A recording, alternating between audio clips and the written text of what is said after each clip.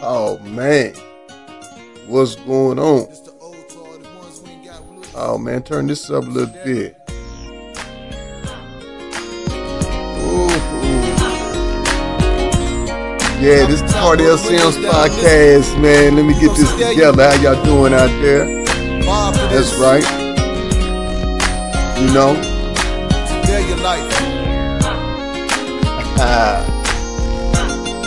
Got a swagger like Norvell. Game like cool papa. Shining on you haters, so you better get some blue blockers. Riding slow to the north side like spot, homie. Sack of endo, cigarella, and some rocks on me. Quarter off the chain like Sherman used to have it. Nowadays, less love and a whole lot of static. Running with a gang of dogs similar to old man Chi with big appetites, and they all trying to eat. Slide past booty sports, tuck the deuces to the OG. Gotta recognize, gutter man, they all know me. Every year one of them dies off slowly.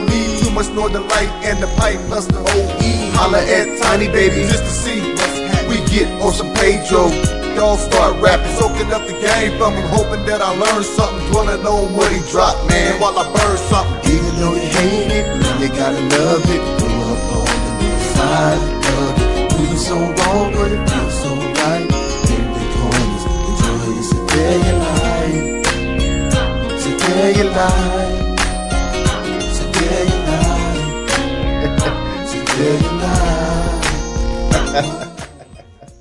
Hey man, what's going on, man? Welcome back to the Kardell Sims podcast. I am Kardell Sims. Most definitely I am. Man, but what y'all just heard there, man, that song was called Sedalia Life, man. For those of you that don't know, prior to me doing the work and stuff that I do now, running in and out of prisons, doing workshops, programs, speaking to the guys, bringing them inspiration, hope, speaking at conferences, selling my books and everything like that, man. I used to be a rapper. When I was in the streets, I used to be a rapper. And that's one of the songs, man. I'm from Sedalia, Missouri. And so the song's called Sedalia Life, man. And I'm just listening to that song, man, because it hits different now than it did when I made it, you know. And that was probably about 20 years ago when I made that song, maybe a little bit under 20 years. I think I made that like 2007, 2008, somewhere around that time. And man, it was just an different environment, man. I was a totally different person than who I am now, man. But that song really represented, man, was just the Sedalia life. And just like I was just going through that phase of life, man, at that time, and I'm thinking about it and just reflecting on it just from hearing that song yesterday when I was just scrolling through some files and stuff like that. And you know, man, just like the names that I name in there are just some people that are legendary in our community, the north side community of Sedalia. Like our community have its own legendary status, its own icons, its own people within our community. When I was growing up and before my time, and hopefully I'll become one of them before it's my time to go. And when I say the community, I'm talking about the north side of Sedalia. So when I say like Norvell, like, man, everybody in our community, you know what I'm saying? Maybe them, not now, but those of age that's still around, my age and things like that, they know who Norvell was. You know, he's no longer here with us no more. Cool Papa, like all of these names, man, like they bring back memories, especially Tiny Baby. I mean, man, Tiny Baby, like he was, he was just like almost kind of like the North Side Godfather in a sense, but it wasn't on no drugs or nothing like that. It's just that, you know, he was Tiny Baby. So, you know, you can go sit back. I used to pick him up, take him around, drive him around the north side. He used to hop out, pick greens and everything, be smoking. And, man, he had just dropped some heavy knowledge. Like, he had all the game there is, and everybody respected him. And, you know, he's in one of the videos. Matter of fact, he's in one of my videos, After the Rain, which was actually my first video I ever did. My homeboy TP, who's also on this song that I just played, he's the one that's doing the singing. He actually got a verse after me. Shout out to the homie Keith, because he's on there as well. But Tiny Baby was just, man, he had all of the game to direct you in life. I remember having plenty of conversations, man. I could just chill with him all day. You know what I'm saying? And no, he was he's a legend in our community. So a lot of names I'm naming on there, man, is legendary, man. So to hear them, I posted it on my Facebook yesterday, man, and I got a lot of love, man. So yeah, Sedalia life, man. I'm from Sedalia, man. I might just start my podcast off with a Sedalia story. Kind of think of Sedalia's story. Matter of fact, hey, Master Bosky, I don't know where you at in this world. What are you doing? Hope life's treating you the best. Um, but look here, man, Master Bosky, I don't want no smoke.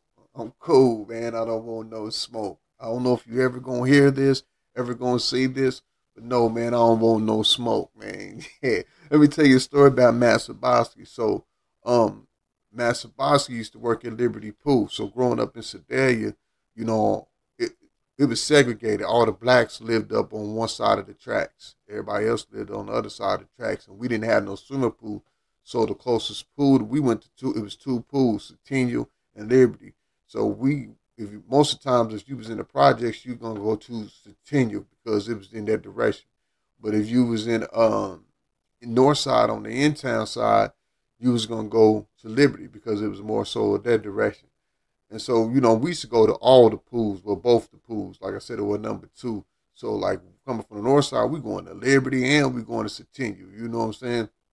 And so one time it was me and Virgil. Now, Virgil is my right-hand man. We've been best friends since Head Start. So that's how close we've been. We've been through almost everything. The juvenile case that put me in the foster home, it was me and Virgil. We was just me and Virgil. We had a little crew of us, but me and Virgil had been tight from like, man, me, Virgil, and Ricky. And so, I don't know, I think Ricky now might have been already at the pool. And me and Virgil going to the pool. So, now, we've been terrorizing. We was just some bad little kids, man. I mean, growing up, we ain't had nothing else to do but go terrorize. We used to terrorize the train station, tear it up. We used to go downtown, terrorize buildings. So everywhere we go, we were just terrorizing people. Me, Ricky, Virgil, Black, and Derek. And yeah, we used to be just terrorizing people. The Durley, Larry, Donnie Neal, like our whole little group of people, 78, 79 group of people, age bracket, years we was born in, 78, 79. In this age bracket, we was just terrorizers.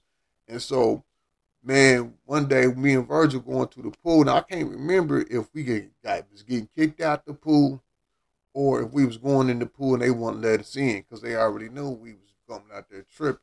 And so we always made it a race thing because we was used to it being a race thing. Because as soon as you cross them tracks, as a young black man or anybody, you had to fight almost every time you cross some tracks on some races, especially if you was on the east side, coming from the projects to like the grocery store. So it was always, we felt like some racial tension. So Master Bosky was a big old white dude. So he like 16, I think we like 13. And he, Virgil's smaller than me. So I'm the biggest out of two. But, you know what I'm saying? Virgil's the roughest out of us too and stuff like that. And so we out there, we arguing. He's on the other side of the little thing, where the entrance where they take the money. He on that side of the counter. And we arguing with him. I can't remember what happened. I think Virgil might have smacked him. Wow. He jumped over the counter. He big too. He jumped over the counter. He come rushing. So back then, I was on some karate stuff, right? Like music was my first love as a kid. Karate, I was karate crazy. Like I was getting books from school and everything, teaching myself karate. I would go join a couple classes for free for like 30 days, learn everything to the point where I was beating the instructors' kids and stuff like that. Like I was mastering karate. Like I was MMAing before MMA was a thing. And so when he ran out the thing, I jumped up and hit him with a jump front kick. Wow. He ain't even phasing. We kept running. And he grabbed me. And he hit me across my nose. One of them joints. And I'm like, oh, no. I'm screaming. I pushed him off with my takeoff running. I'm like, oh, no. He hit me hard. I think that's the hardest I ever been hit. So it had Virgil stunned. Virgil like, oh, man. I was like, yeah. Virgil like, man, I'm finna get my cousin. And I just said, yeah, so Master Bosky, yeah, man, I don't want no smoke, man. I don't want no smoke at all, man. Not nothing with you, man. But no, shout out Master Bosky though, man. I hope, man, life's treating you the best, man, and and you getting everything out your life, man. That story had just popped on my head, like, man, I remember that time, Master Bosky. Because we end up, when I got to high school, he played on the basketball team. So, like, in freshman and stuff, like, he was a senior, and we used to practice sometimes with them and things like that. So, yeah, Master Bosky ended up becoming cool, but we never spoke on that incident or nothing at all. I bet he was probably sitting in the back of his head like, yeah, I remember I whooped him, I hit him. But yeah, shout out Master Bosky, man. But yo, man, what's going on in the news, man? First of all, I want to send out my sympathy, prayers to the families down in Florida and those who lost someone. I send my condolences as well. Those that have been through the hurricane, not just Florida, but everywhere part of the United States that them hurricanes hit and destroyed. I just seen where a few days ago Biden announced a $600 million kind of like relief fund, disaster fund for that Florida's those affected by the hurricanes down in Florida. That's real cool, man. But I'm gonna be honest with you. My personal feelings on that is, man, $600 million ain't enough, right? It just ain't enough, man. And I don't understand how you gonna offer $600 million to the people in the own country when we send disaster relief overseas and they be $1 billion packages. And I'm talking like 20 billion, $36 billion packages in relief. That don't sit well with me. Like, how are we able to send these $1 billion relief packages to outside the country, but we ain't even sending $1 billion relief package inside. We talking about 600 million. Like, if you really now think about this, you really think about it. Some of them it ain't even gonna take this 600 million ain't even gonna cover the homes destroyed. Rather less help out with the funding and getting people back on the right track, or if they lost a vehicle and things like that, their clothing. Like, when you lose a lot of stuff, think about when you lose these things, and if you don't have no money in your savings, a means to survive off them, and have no family or nothing like that, but still, if you do, you're gonna still need the means of getting, you know what I'm saying, a house, getting the necessities, food, and all these things. So $600 million just ain't enough, man. I feel, and then it's a long process. Like, man, how it's so easy to cut the check and putting it in. We got to start reacting quicker. We can't wait till 2 weeks after the damage and all that. We got to come in as soon as the damage over. Bam, 10 billion, man. And I don't want to. And you say, well, man, that's going to just increase the in deficit. Man, we already in debt, man. We ain't gonna never get out of it. Period. And not in our lifetime. So while we here, man, let's make and do what's right. Yeah, morally right. Morally right. Like, man, if we can send 30 billion relief packages over across seas, and we can spend 30 billion relief packages in this area. It might not have to be 30 billion. It can be 10 billion, but 600 million just ain't enough. It just ain't enough in my eyes. Like for real. It just ain't enough. Straight up. So let me know your thoughts on that. For real. Let me know your thoughts on that. No doubt. A couple weeks ago, man, when my wife was me and my wife was talking, and she think, and it bring me back to when we was talking about the Diddy stuff. She think, because the names ain't being released, you know what I'm saying? Hey, they got Jaguar. It was a name Jaguar White all over there. They ain't doing no faking, boy. But she think that Snoop Dogg name on the list. I'm like, no.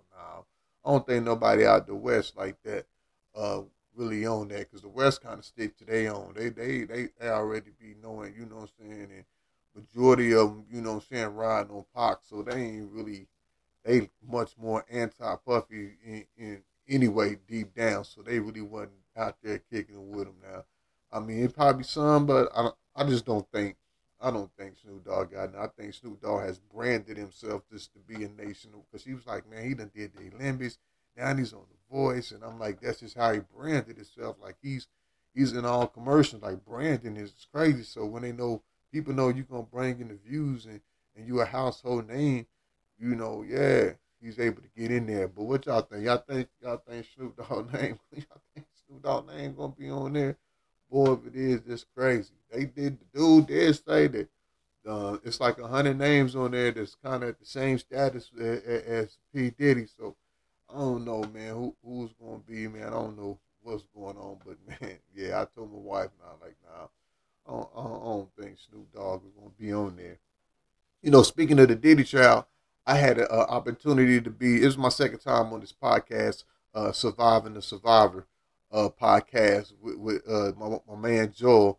He if you get that time to check that podcast out, go Google. I mean, not Google it, but go on YouTube, check it out. Surviving the Survivor, very great true crime story uh podcast, true crime podcast. Got a great following. I like going on there because it's a great podcast. For one, we have interesting topics. To be a group of us on there and just talking, giving our thoughts and our experiences of what we've been through the criminal system. But also, boy, he got a lot of followers, boy, and they be following me. Some of them follow me. Once they go from there, see me on there, they go subscribe to my YouTube. And some of them turn into customers and things like that. So shout out to Surviving the Survivor podcast, and Joel and his mom as well, who all play a role in what they got going on over there, man. No doubt. I like being on the podcast. We had some great guests, and so man, I just been what's been going on with me here lately. Uh, Man, I just been grinding it out, man. Just trying to figure life out. I just want to give a message to some of the people that I see on my Facebook. See, on Facebook, there is more of my personal. Like, I know a lot of people that's on my Facebook. I don't have 4 or 5 thousand friends on there. I think I got like a couple of thousand, maybe at the most. But there's more people I actually know personally that I grew up with from my city, and everything like that. And I've been seeing quite a few of you all on there, going through some rough patches in life, man. And I just want to say, hold your head up, man, and keep fighting, right? I know some of you all want to revert back to the ways and things that you used to do to come out on top, but you got to you got to start looking at the ends of it, man. It ain't nothing there at the end but the time, and then you find yourself starting it back at ground zero. What you're going through, you can overcome, but you have to take the time to sit down and put it all together, right? You just ain't gonna overcome it just by letting it keep coming at you. You got to come back at whatever you're trying to overcome, right? And the biggest way to come at whatever you're trying to overcome, for one, is recognizing what it is that you're trying to overcome, right? Is it some trauma? Is it some mental pain? Is it money issues? What is it that you're trying to overcome? Because once you can see what you're trying to overcome, now you can start putting together plans and means of overcoming that. So if there's some trauma, so if you're dealing with some trauma, you know what I'm saying, what type of trauma are you dealing with? How is it affecting you? Then you might need to start setting up an appointment with therapists. If it's money issues, you know what I'm saying? How much money do you need to make a month to start moving forward? Then you figure out, okay, if it's this amount, now how can I make this amount the right way? Well, I got to work 2 jobs, 1 job going to take care of it. Got to start a side hustle, side business. And let me explain this too as well. For a lot of y'all, and I'm talking to my people, man, back in Sedalia, that's on my Facebook. I'm talking to y'all because this is who I'm talking to. This is who I be seeing. A lot of y'all be starting these businesses, man, but y'all don't want to really put the dedication day in and day out that it takes to get to where you want to see your business go, right? Like, this stuff just don't fall together. I didn't get to the platform and elevate myself to the status that I'm at right now, an emerging leader in this reentry field, by just thinking that this was going to come to me, man. I grinded this thing day in and day out, hours after hours after hours. Even when I had jobs, when I wasn't at work, this is what I was doing. When I was at work, this is what I was doing, building my brand. Like building your brand, man, it takes while, but it takes effort, and it takes dedication and consistency. You got to be able to wake up every day and do this day in and day out until you get popping. Like this ain't no marketing and promoting all that. You got to send DMs, yeah, email marketing, the whole thing. Like it's not gonna come to you, and then you wonder why your business ain't popping. You wonder why your business ain't taking off because you ain't even really putting the work in and things and stuff like that. Yeah, and so if you're going to the things, you all have to start setting the goals for yourself, man. And I be testing people, man. People I feel like should be in my program. I got a Visionary Hustler program on my website, KardellSims.com. This program is about manifesting your vision and being the boss of your mission in 30 days. If you're trying to accomplish something, this is going to help you. It's a 30-day program. I offer the program for free. People got in there. A lot of people didn't even make it through the first day. And that's what I'm talking about. The consistency part. If you can't get up and do a 30-day program consistently, that's only going to take 15 minutes of your day, you ain't going to be able to build no business because it's going to take that consistency all day in and day out, right? It's going to take that consistency day in and day out. But back to those, you know what I'm saying, that's going through something. But yeah, man, just figure out what it is that you're going through. I think that you know what I'm saying, that's the problem. You know, you got to write this down. You need to see this, what you're going through, so you can start putting together the steps to get over it, to come through it, so you don't feel out here scrambling. That's why you out here feeling like you're scrambling, because you ain't got no steps together. You ain't got no guidance for yourself to get to what you're trying to overcome, you know? And so that's just something to think about, man. Just for all my people that I'm connected with on Facebook and they're going through some things in life, man, you know, so hold your head up, man. Feel free to always reach out to me. If you want to take the Visionary Hustle course, reach out to me. We can make that happen as well. What else is going on? NBA is about to start, boy. The NBA is about to start. Anthony Edwards done said a few things. I like it, right? I like it because, you know what I'm saying, it brings back to we ain't friends out here, man. I'm out here to bust your ass straight up. You get on this court, it's like that. I seen the defense. I seen how he was on Jalen Brunson in the preseason. And this is in the preseason, so I can't wait till the season start. You know what I'm saying? I ain't really got no team, but I really am interested in seeing how the season turns out. I think it's going to be competitive. I think it's going to be, man, I think it's going to be fun to watch those. You know, man, I'm a huge basketball fan of me being a former basketball player myself. And so I love basketball, man. So to see that type of rivalry, that type of competition, that competitiveness, you know what I'm saying, that it reminds me of back in the day. Like, yeah, I ain't got no friends out here. I'm out here trying to take your head off. So Anthony Edwards, keep it up. And everyone that he's been coming at, I expect for you all to come back. If you don't, I'm going to talk about you on this podcast, so no doubt. Yes, so, man, can't wait till the NBA starts. It's going down. It is going down. Yeah, most definitely. But, yeah, man, this is just another episode of the Kardell Sims podcast. Just stopping in, man, giving you all a piece of my mind, my thoughts, things that I'll just be thinking about and going through. And then, oh, man, next episode, because I know y'all like, man, you talking about what's up, what's the word on the Vincent Foster? This is the word on Vincent Foster. So next episode, we're going to get into Vincent Foster. But for those of you who don't know, and I brought it up in the first episode, this is a little backstory on Vincent Foster. We're going to start it off like this. He said he killed himself. He was found in his car with 3 gunshots to the back of the head. I'll see y'all in the next episode of the Kardell Sims podcast.